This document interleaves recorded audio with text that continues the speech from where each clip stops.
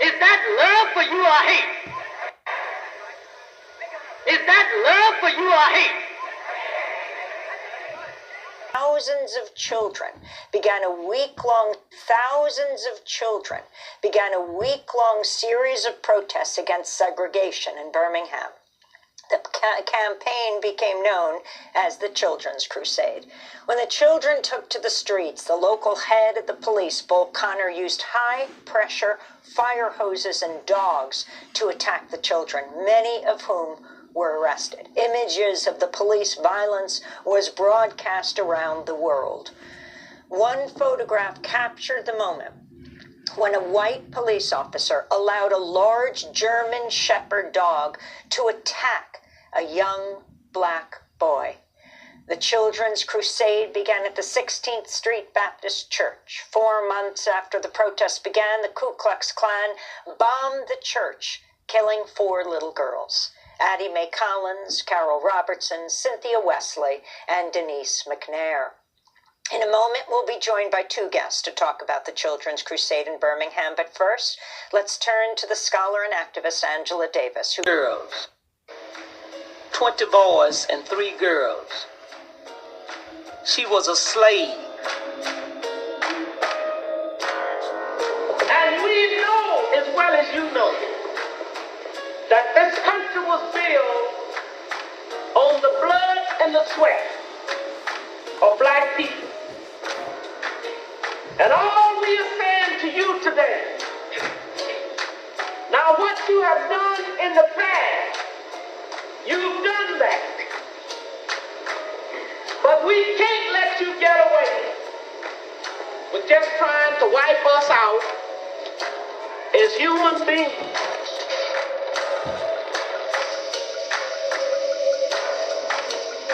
In Birmingham, the campaign became known as the Children's Crusade. When the children took to the streets, the local head of the police, Bull Connor, used high-pressure fire hoses and dogs to attack the children, many of whom were arrested. Images of the police violence was broadcast around the world. What was the illegal migrants? Y'all see any of them out there helping? One photograph captured the moment where they at, when y'all? a Look. white police officer Where the illegal allowed migrants a at, y'all? Who was large helping us, y'all? Shepherd dog Huh? to Who the attack fuck was helping a us, young y'all? black boy. The Children's Crusade began at the 16th Street Baptist Church. Dogs sick 4 on us, months after goddammit. the protests began, Same the Ku dog Klux bit us, Klan ain't bite y'all, bombed the goddammit. church, Fuck out of here with killing that 4 bullshit. little girls: Addie Mae Collins, Carol Robertson, Cynthia Wesley, and Denise McNair. 4 baby girls that In a lost their moment, lives we'll in be joined by that 2 bomb. guests to talk about the Children's Crusade in And Birmingham. then the 2 But young first, men too that let's got turn lost to their the lives scholar too. and activist Angela Davis, who grew up in We got the Birmingham. video up. We got the evidence This is up. Angela speaking in 2013. And how many of us remember that it was young children, 11, 12, Look, 13, being doused. 14 years old, some as young as 9 or doused. 10, who faced police Being dogs doused. and faced People lost their life behind this shit. Look at this. Where the illegal migrants at? Who helping us, goddammit? For our Huh? sake. Who the fuck helping And so us, there is motherfucker? deep symbolism in the fact that these 4 young girls' lives were Lost their consumed lives, man. by that bombing. It was Damn, children who were urging us to And don't forget the 2 imagine young a men future that got lost that their would lives. The cop be shot him a in his future back. of equality and justice. Doing this whole thing just like That what was a Angela couple days Davis in later? 2013. We're joined now by 2 guests. Paul Kix, writer and author of the new book, You Have to Be Prepared to Die Before You Can Begin to Live. 10 weeks in Birmingham that changed America. September 15th, 1963. The nation was shaken by the bombing of the 16th Street Baptist Church in Birmingham, Alabama, a terroristic act that unalived Addie Mae, Carol, Cynthia, and Denise, and left a community devastated. But what many don't know is that the violence didn't stop at the church. Before the day was over, 2 more young lives were stolen. Today, we shine light on the forgotten stories of Virgil Ware and Johnny Robinson. Birmingham, Alabama, 1963, was one of the most segregated cities in America. Tensions between black residents fighting for civil rights and white segregationists determined to preserve Jim Crow had reached the boiling point. The church bombing was just one piece of a larger wave of racist violence. And in the hours after the explosion, the anger and hatred spilled into the streets, creating a deadly environment for black citizens, young and old, that were simply trying to live their lives. Johnny Robinson was born in 1947 to Johnny Brown and Martha Marie Robinson. His early years were not easy. When Johnny was young, his father was unalived by a neighbor, leaving his mother to raise the family on her own. Despite hardship, those who knew Johnny recalled him as a good kid at heart. He attended Alberta Shields School, and though he faced challenges, he was deeply loved by his family. On Sunday afternoon, September 15, 1963, Johnny, who didn't attend the church, had just heard the news that the 16th Street Baptist Church had been bombed. Words of the attack spread quickly through Birmingham's black neighborhoods, filling the streets with grief, fear, and rising anger. That same day, Johnny stood with a group of friends outside a gas station on 26th Street North, just blocks from his home. Suddenly, a car full of white teenagers sped past, Confederate flags waving from the windows as they shouted racial slurs and hurled bottles towards the group of black teenagers. In retaliation, Johnny and his friends picked up rocks and threw them at the car. The rocks missed their intended target, striking another vehicle passing by. Police were quickly notified. Moments later, a patrol car pulled up. Johnny and his friends ran down a nearby alley, desperate to escape. Behind the wheel was Officer P.C. Cheek, who steered the patrol car into the alley, blocking their path. Officer Jack Parker sat in the back seat. The accounts of what happened next vary. According to Officer Parker, he fired a warning shot towards the ground and it accidentally struck Johnny. Another police on the scene claimed the shooting was an accident and that the gun discharged when the car hit a bump. However, according to witnesses, Officer Parker stepped out of the car, raised his shotgun, aimed, and fired twice directly towards the teenagers. Johnny was struck in the back. He collapsed as his friends scattered in fear. He was rushed to the hospital but passed away moments later. He was just 16 years old. Fear silenced the witnesses, and none would agree to testify. The Jefferson County Grand Jury refused to indict Officer Parker. He returned to duty with the Birmingham Police Department without consequence. He continued to work as a police officer for years before eventually resigning. Jack Parker passed away in 1977, leaving behind a family and community still haunted by the loss of a young man whose life was taken far too soon in an act of racial violence and injustice. Virgil Lamar Ware was born on December 6, 1949, to James Sr. and Lorraine Ware. One of 6 children, he grew up in Pratt City, a predominantly black suburb of Birmingham. Just entering 8th grade, Virgil had already earned a reputation as a bright and gifted student at the all-black school near his home. He played football, loved bike riding, and dreamed of one day becoming a lawyer. He sang in the choir at St. Luke Missionary Baptist Church, and his family described him as responsible and independent. He had recently started a paper route alongside his brother, James Jr., embracing new responsibilities. On Sunday, September 15, 1963, at around 5 p.m., Virgil and James Jr. were riding home on a single bike. Virgil sat on the handlebars and James pedaled. They had just left their uncle's scrapyard in Decina, about 8 miles outside of Birmingham, where they had been searching for a bike for Virgil's new paper route. When they came up empty-handed, they headed back, riding down a quiet rural stretch known as the Sandusky Road.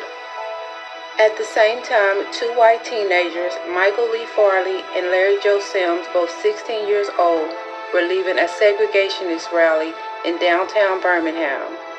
The rally had been cut short by sheriff deputies after the church bombing. Unlike Johnny Robinson, neither Virgil or James knew about the bombing at the 16th Street Baptist Church. They had no idea that Birmingham streets were heavy with grief, fear, and anger. For these two young men, it was just an ordinary Sunday. The two white teenagers rode a single motorcycle with Confederate flags hanging from it, owned by Michael Farley. As they made their way down Decina Sandusky Road, they spotted Virgil and James on their bike. Michael handed his gun to Larry and told him to shoot. Larry later stated he closed his eyes and pulled the trigger. One bullet struck Virgil in the chest, another bullet struck him in the cheek. The brothers' bike flipped into a ditch as Michael and Larry sped off, leaving them behind. A passing driver spotted the boys and rushed to get help. Bleeding and terrified, Virgil turned to his brother and whispered, "I've been shot." James tried to comfort him, insisting it would be okay.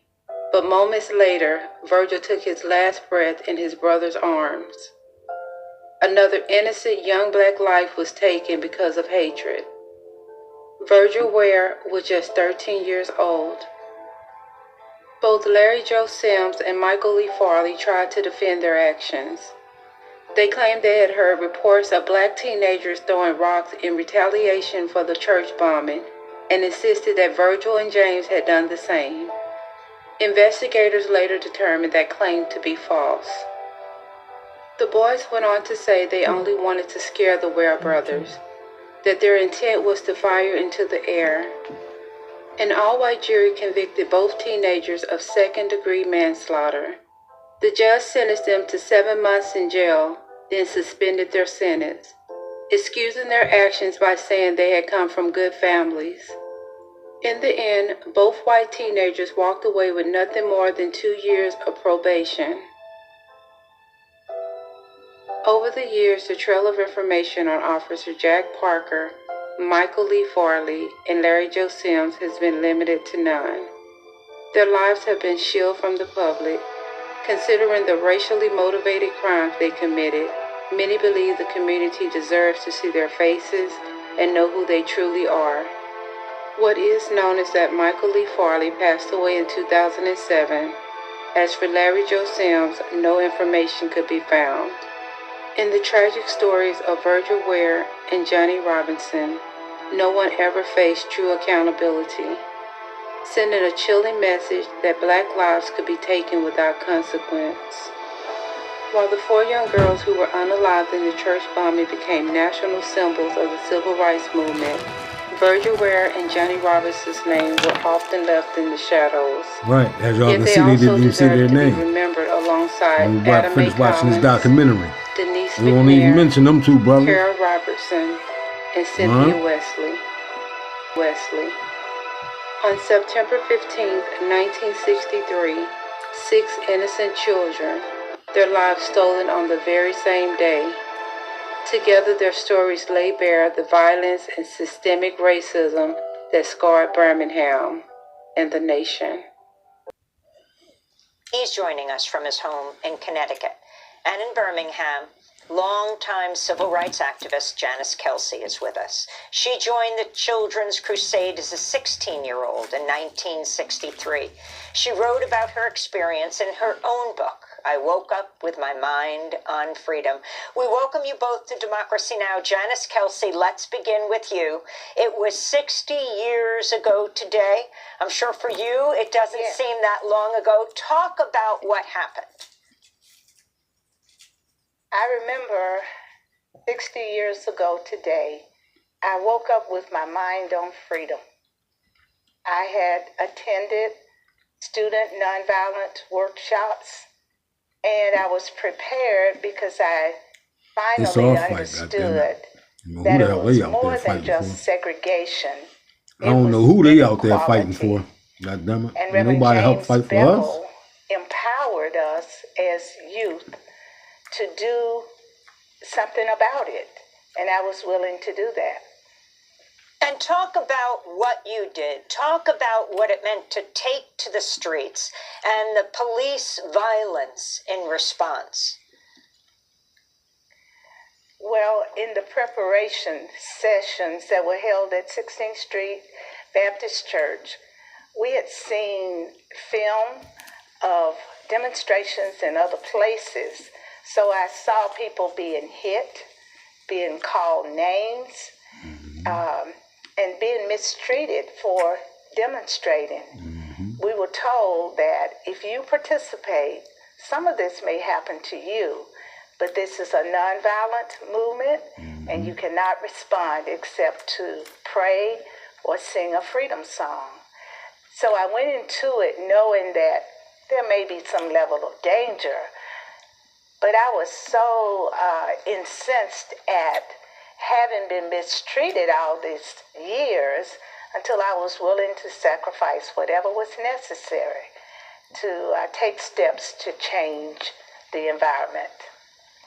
Just over 4 months later, the beginning of that children's crusade, the 16th Street Baptist Church, was bombed. 4 little girls, 4 young people, 2 young men. women were killed. 2 young One men of was them killed was also. Cynthia Wesley. Total you of share 6. the last name of Cynthia Wesley, Janice. See, they don't Cynthia, mention that, y'all. Explain what happened. Well, that Sunday morning, I was at the church where I attended, and we had a speaker up. Our pastor interrupted the speaker and announced that 16th Street Baptist Church had been bombed and that there were some casualties, and that meant someone died. He said a prayer and he dismissed church.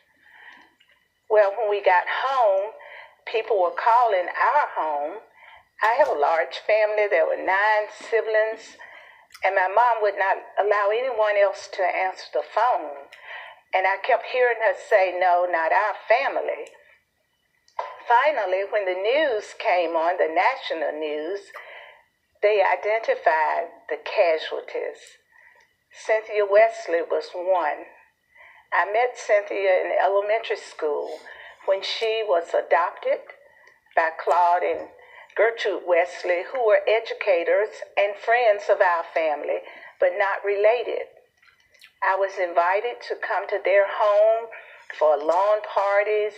We went on field trips together, and Cynthia had just come to my high school. She was a 9th grader. I was an 11th grader.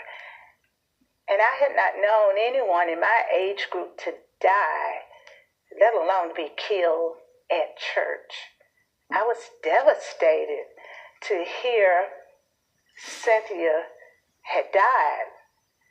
But there was a connection with the other girls as well. Carol Robinson's father, Alvin Robinson, was my band teacher in elementary school. And his wife taught at the same school where my sister taught, and they were friends. Denise McNair was 11, and her father, Chris McNair, was our milkman. He used to deliver milk and juice to the home. Addie Collins, I did not know her family, but she had a sister in the same class with one of my brothers. And I was just devastated because I thought people were proud of the courage that we had displayed in the spring of the year. I didn't know it made someone so angry that they would react in such a violent way. So let's bring Paul Kix into this conversation, who has just published the book today, You Have to Be Prepared to Die Before You Can Begin to Live, 10 Weeks in Birmingham That Changed America. Paul, if you can talk about why you wrote this book, talk about your interracial family, George Floyd, and how that connects to what began 60 years ago today. I'll take the last part first. I mean, there was, from emancipation in 1863 to 1963, there was no equality, no sense of anything. That spring changed everything. And to have somebody like Janice, to be able to share this segment with someone like Janice is just it gives me goosebumps because just behind me, you fight see for my twin reparations for boys. him, Paul? I married my wife What's Sonia in a Jim Crow stance on state of reparations, Texas. Paul? We live today Ain't on a it shaded questions? street where nobody harasses us for who Paul, we what's are. your stance on That's reparations? because of what Janice just talked about. You It's know the what ability Janice was to talking about. What's not your only stance on reparations? put your life on the line in the moment, but to think about the lives ahead, the people in the future that might benefit from your actions in Birmingham. Who, the illegal migrants? My wife Sonia Who, the grew up in illegal inner city migrants, Houston, Paul? one neighborhood Who gonna away benefit from our where George struggle? Floyd grew up. She had her cousins went to the same high school, Yates High, as Pretty George. much. Sonia was the same age as George when George was murdered, I'm 46. same dog, bitch, And so that's a shit. long way to say that we did not shield That's a our kids motherfucking lie. from that sort of coverage. Ain't it, Paul? It was the first time they'd ever seen something like that happen, where Hey, Paul, an what's your innocent black stance man on was killed by reparations? police officers. And our twin Look boys, at who are that. again Where the behind me there in illegal that migrants photo, at? Where they the were then migrants 9. at, goddammit? They had a lot of questions about Where what the that immigrants meant at, goddammit? for America. There was 2020, the latter half of 2020 was an incredibly difficult time. The boys would often run from the room in tears because of what they saw of George Floyd, because of what they saw. Jacob Blake was somebody else who was shot by Kenosha, Wisconsin cops. One of my twin boys ran from the room saying, "Why do they keep trying to kill us?" It was a hard time, 2020. And I settled on a book project that very quickly became a family project, which was a way to try to inspire our 3 kids about how they might have courage in their own lives. And that extends back to what I see as the most pivotal period in the whole of the 20th century. And that is the spring of 1963 in Birmingham, Alabama. And in particular, what happened on May 2nd and on May 3rd and on May 4th, D-Day, double D-Day, and through that weekend, the Children's Crusade. Don't compare that. Don't compare that, Vincent Paul. Harding for a moment. In 2008, I interviewed Vincent Harding, the pioneering historian, theologian, and civil rights activist. In 1963, Martin Luther King invited him to come to Birmingham, Alabama to help with the campaign. King came especially to our attention there in Birmingham because there was a whole development in which many of the protesters were young people, in some cases children, who came to play a crucial role in leading the struggle against segregation. Tholo Manolo, ain't nobody in there fighting for us. Were afraid to Tholo Manolo, worried about what would happen to them and their livelihoods. Niggas banging out that motherfucker fighting for these illegal migrants, man. Y'all motherfuckers done bumped y'all head, man. Forgot about our struggle. Y'all banging. Give a damn, we don't like this shit, man. Y'all tripping. House niggas, y'all the real house niggas. SCLC wasn't that able to get all of the bond money that was needed to get everyone out. Fuck out of here, man. And King, I remember this erase our fucking struggle, huh? I guess just erase our struggle, huh? Afternoon in his motel room simply said, "I don't know what I can do to get the money to get these folks out, young and old. But I do know that what I can do is to go in there with them." And so he then led a march that was against the law at the time, and he was arrested and put into jail. It was in that context that he took the opportunity to work on that now famous... Is that getting arrested by appointment? Birmingham jail. That was the late Vincent Harding in 2008, the great historian, scholar, and pastor. He helped write King's famous anti-war speech Beyond Vietnam, A Time to Break the Silence. Well, this is Dr. Martin Luther King reading part of his letter from the Birmingham jail from the documentary King, a filmed record. You deplore the demonstrations taking place in Birmingham, but your statement, I am sorry to say, fails to express a similar concern for the conditions that brought about the demonstrations. Birmingham is probably the most thoroughly segregated city in the United States. Its ugly record of brutality is widely known. There have been more unsolved bombings of Negro homes and churches in Birmingham than in any other city in the nation. These are the hard, brutal facts of the case. You may well ask, why direct action? Why sit-ins, marches, and so forth? Isn't negotiation a better path? Non-violent direct action Non-violent shit. Should have been violent. It should have been an eye for an eye and a tooth for a tooth. Fuck all that non-violence bullshit. No bullshit, y'all. No disrespect. You know what I mean? Respectfully, it should have been an eye for an eye and a tooth for a tooth. What the Bible said. The scriptures. God damn it. Non-violence, look what it got us. Nowhere, god damn it. Love your enemies, bless them that curse you, do good to them that hate you, and pray for them which You reading out the scriptures, but you ain't following the scriptures. The scriptures also say an eye for an eye and a tooth for a tooth. And it's going to be a time to go to war. You picking and choosing your scriptures. About the future. I have no fear about the outcome of our struggle in Some Birmingham. harsh talk, yo. Even if But it's real. motives are at present God damn it. misunderstood, Somebody got to come up here and talk to y'all. we will Because y'all reach the falling goal back. of freedom in Birmingham Until that, and all okay, over the yes, nation. sir. Yes, ma'am. Because Fuck the out of here goal with of that. America is We got the freedom. facts. We got the We proof. will win our freedom. Cut the check. Where the reparations at, God damn it. But they out there fighting for illegal migrants and mooks.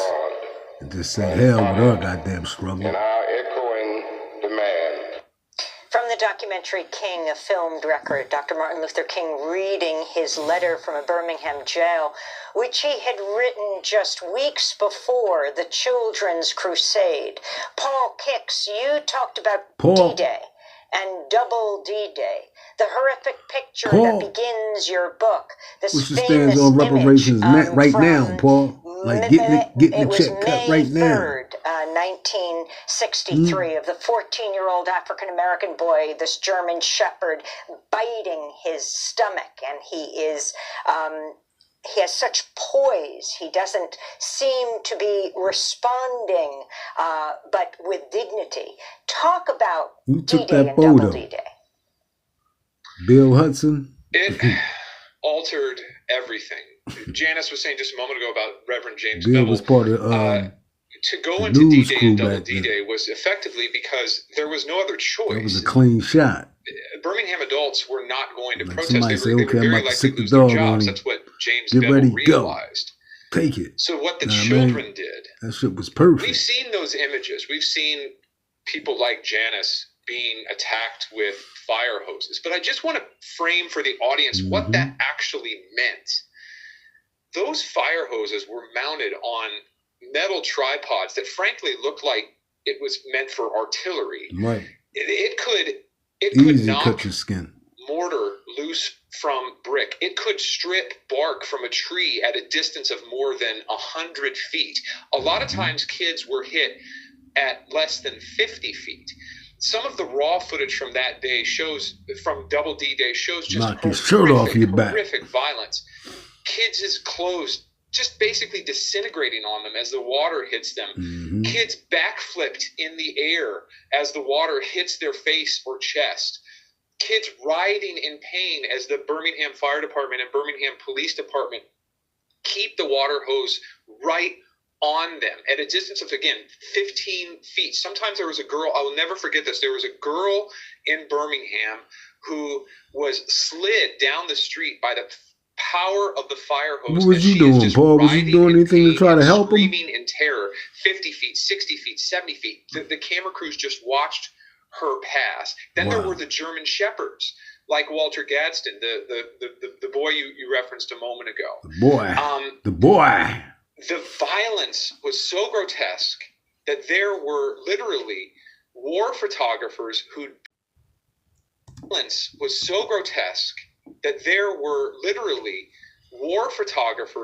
been there, who'd seen battle in World War II. And they said this was as bad as anything they'd ever seen. There was a New York Times reporter by the name of R.W. Apple who would later be famed, and he said he had never, across all of his years, in all of numerous war zones, he had never seen anything like the images out of Doubleday, May 3rd, 1963. May 3rd, he had never seen that 1963, level of violence anywhere else. Talk about We're going to go to break. So that is what happened on that day. The courage that those kids showed that day, the faith that they showed that these images would actually alter America. Again, it led me to write this book. Because I believe so fiercely documentary that right here, goddammit. That week in particular, tell a friend to tell a friend, share the video. America forever. Share the video.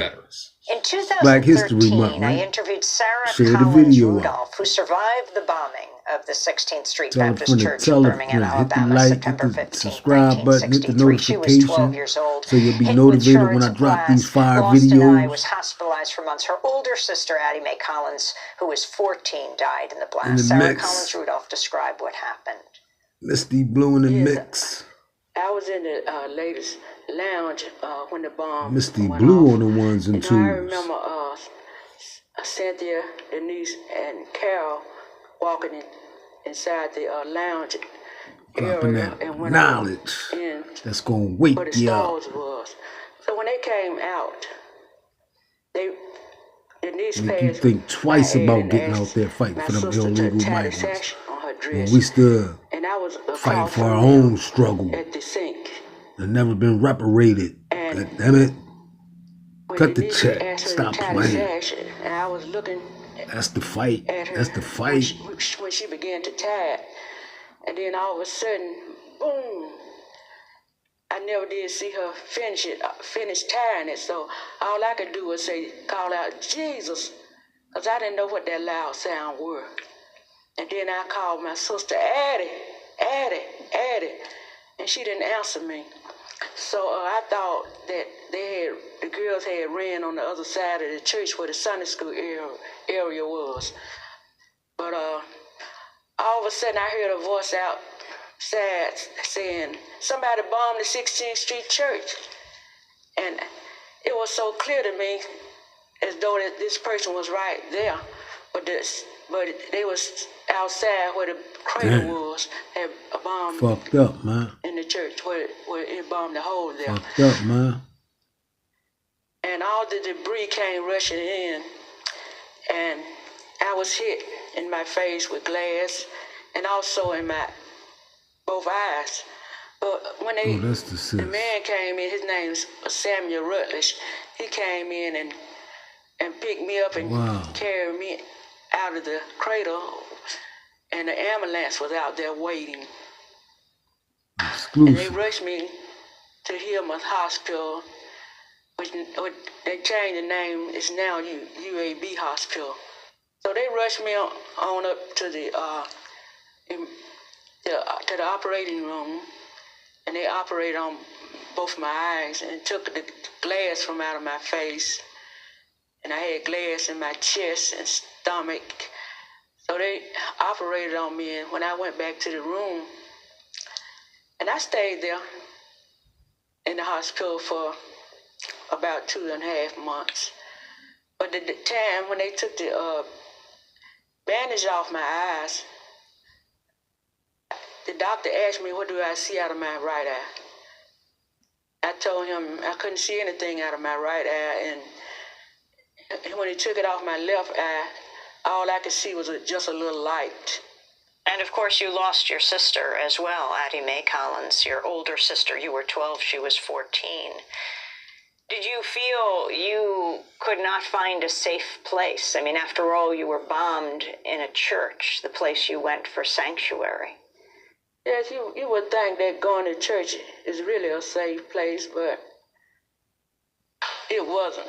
You know, somebody that would put a bomb in the church and kill 4 innocent girls, you know, that's just the work of the devil, because that should never have happened. These girls was young, and we was waiting that day for a youth service. But by the bomb going off, we didn't get a chance to attend youth service. That graphic description of the bombing that happened 4 months, little more than 4 months after the Children's Crusade. We're continuing with Janice Kelsey, whose name was similar to Cynthia Wesley, one of the 4 girls who was killed, and so people called in condolences to Janice's family, thinking maybe it was her. But she was active in the Children's Crusade at the age of 16 in Birmingham, Alabama. And we're joined by Paul Kix, author of You Have to Be Prepared to Die, that chronicles this pivotal moment in U.S. history. Janice Kelsey,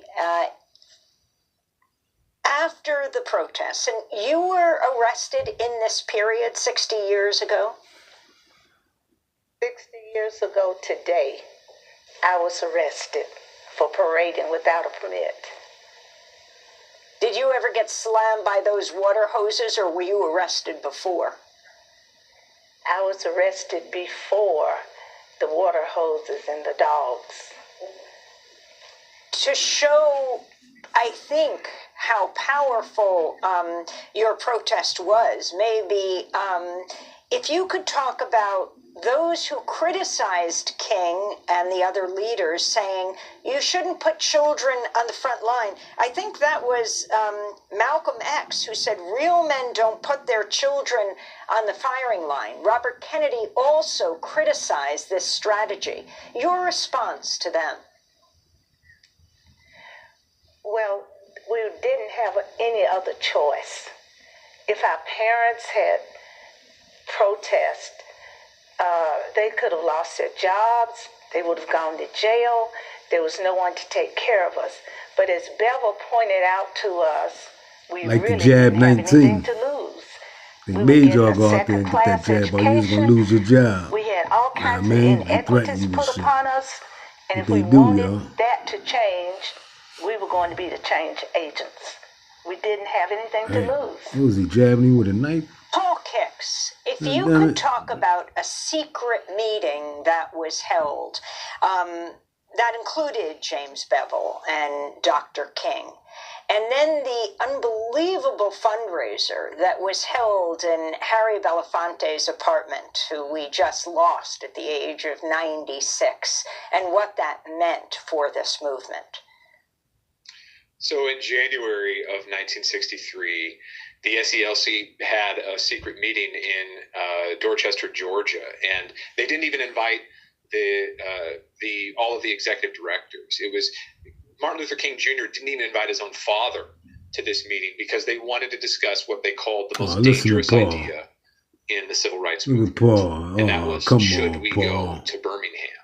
And With it was the a deflect. huge You hear risk that? because the SELC Yeah, the was call broke. The curveball come SELC from Paul. had been criticized King for didn't even want his years for father there. ineffective We got the leadership. video The up with that SELC when just King 1 got year stabbed, prior man. had Stop, staged Paul. a massive and Then absolutely his abysmal mom getting failure of a unalive. campaign in Albany, We Georgia. got the videos The up. SELC There was you go sneered with at the by other curveball. civil rights groups at the time, but by the same token that they were sneered at by the press, be it Northern press or Southern Paul press. fishing like a And so motherfucker, this man. campaign, they decided in that secret meeting in Dorchester, they thought we are either going to break segregation in Birmingham or we are going to be broken by it. There was a real concern Paul, what's that the your stance on SELC would reparations die right as a now? result of this. And in fact, there was a real concern that a lot of SEL members would actually die in Birmingham just for taking part. King even delivered mock eulogies in Dorchester in preparation for what they thought Birmingham would be like. And then sweet to going you down asked there. the other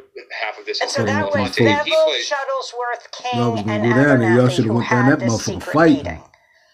There were Fuck some. all that. The accounts vary as to how many there were. It is somewhere between 11 and 15 people. There were a few other people there as well. But yes, there was a core group of people there. It was Fred Shuttlesworth, Wyatt Walker was there, James Bevel was there, King was there. Those are the 4 people that end up being the 4 protagonists in my book. And then The ones that went down there and got arrested by and appointment. hugely influential throughout the entire campaign was Harry Belafonte.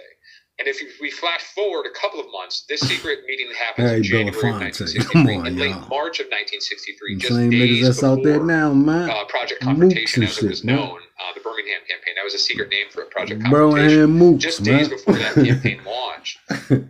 See, there was that changed. If you know just history and as large study gamble as history, to how you exactly know they were going Belly to try to finance it. Bellatine, And so they that go to mother Harry was a moot. Belafonte's There you apartment go. in New York. He And was a while moot. they are It there, came out Fred that he was a Shuttlesworth, moot. who was You know what I mean? kind of a regionally known So civil that shit rights was going activist, on in the Janice would past know with these moots, who man. he was. But he was a Birmingham pastor King, who was man. absolutely fearless. And he Who that in the background? The wowed the KKK? donors there that night with just basically stories of his courage and bravery and faith. And at the Harry end Billings. of Man, get his the fuck out speech, he said, "You have to be prepared to die before you can begin to live." And that was the line that just amazed the donors. And that night in Belafonte's apartment, Belafonte. they raised $475,000, which is akin, I think today, I don't have the calculator in front of me, but that something like $4 million. Fuck out of here, man. And it was the largest ever. It was the largest ever fundraiser. He ain't nothing but Don Lemon, man. History. That was Don Lemon in the past, man. Orchestrated almost That's entirely who he by is, Harry Don Belafonte Lemon, man. Don Lemonade, to then man. go into Birmingham. Finally, Janice Kelsey, we just have a minute, but I wanted to end with your voice. 60 years ago today, you were arrested in the Children's Crusade. Your thoughts at this moment and message about what's happening today? It's very discouraging and frightening to see leaders in legislation and governors who are trying to push back on the gains that were made due to the tremendous sacrifices that were made by young people 60 years ago. That's right. Not just people like me who went to jail. That's right, lost their lives. But people like the 4 girls who were killed at church. Lost their lives, and the 4 man. young men who were killed in the communities that same Sunday. Yeah. A lot of blood sacrifice went forth in order for us to gain the Sister Janice. the measures that were gained. That's right. And it is frightening to see them niggas turn up to cheat in motherfucking people in leadership positions. That's right. That's right. Return to the way we were. Wow. And I'm hoping and praying that our young people will step up again and say, no, we're not going back. Janice. Janice That's what those 2 legislators did. Thank you so much for being with us. Longtime civil rights activist in Birmingham, Alabama, and Paul Kicks, You Have to Be Prepared to Die, his new book. Thank you. Is that love for you or hate?